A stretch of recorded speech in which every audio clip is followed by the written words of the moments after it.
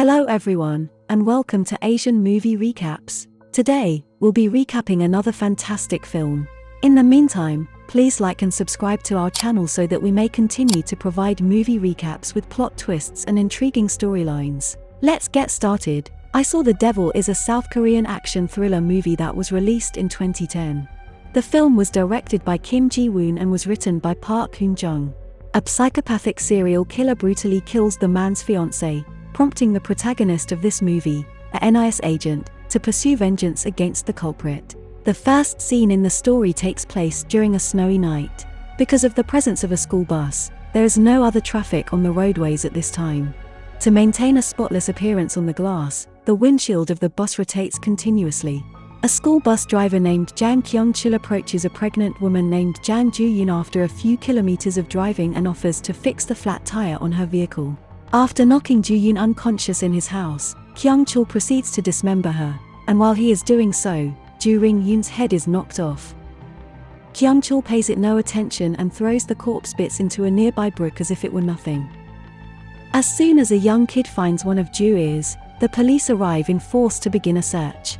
Section Chief Oh and Squad Chief Jang, Ju distraught Yoon's father, are in charge of the investigation and are leading the search. Kim Se-hyun, who was engaged to the victim and works for the National Intelligence Service, is also here and swears vengeance against the person who killed her. After obtaining information about the four suspects from Squad Chief Jang, Se-hyun personally interrogates and tortures two of the suspects. During the investigation of the home of the third suspect, Kyung-chul, Se-hyun comes across Ju engagement Yoon's ring, which provides conclusive evidence that Kyung-chul was the perpetrator. After inviting a schoolgirl to his house, Kyung-chul subsequently sexually assaulted the victim shortly afterward. One punch from Se-hyun is enough to put him out cold. Instead of killing Kyung-chul and being done with the situation, Se-hyun makes the decision to implant a GPS tracker in his throat. Because of this, he is able to keep track of Kyung whereabouts Chul's movements in real time and listen in on his conversations. After Kyung-chul wakes up and realizes he's been injured, he stumbles out into the street and is approached by a taxi driver who offers him a ride, despite the fact that the taxi already has a passenger inside. As soon as he goes inside, he makes the accurate assumption that the driver and passenger are two bandits who are plotting to rob and kill him. One of them is So-eun visited Hyun's fourth suspect, and he ends up shooting both of them. The next thing he knows, he's found the dead body of the Real taxi driver in the back of the car. After disposing of all three bodies, Kyung-chul travels to a remote village, where he molests a nurse and engages in other sexually abusive behavior. When Se-hyun finally arrives, he manages to take him down, cuts his Achilles tendon, and then lets him go. When Kyung-chul goes to see his friend Tae-ju, he finds out that Tae-ju is a cannibal and a murderer.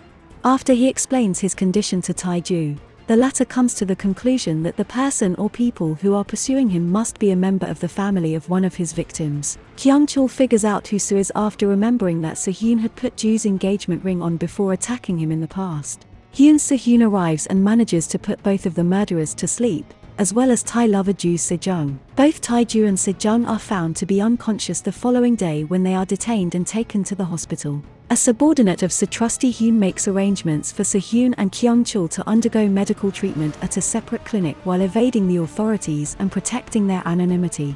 Kyung-chul, who is on the verge of passing out, is able to listen in on Se-hyun and the subordinate having a conversation about the transmitter. Kyung-chul is re-released by Se-hyun, but Kyung-chul manages to outwit him by slitting the throat of a pharmacist while stealing laxatives. He then uses the laxatives to remove the transmitter, which he then puts on a truck driver who he brutally beats. Finally, Se-hyun is forced to re-arrest Kyung-chul. Se-hyun goes to Tae Hospital Ju's room in order to question him, but she finds out too late that Kyung-chul is searching for Squad Chief Jang and Jang Se-yoon, another of the chief's daughters. As soon as Kyung-chul arrives at Jang's residence, he brutally attacks him with a dumbbell before ultimately taking his life.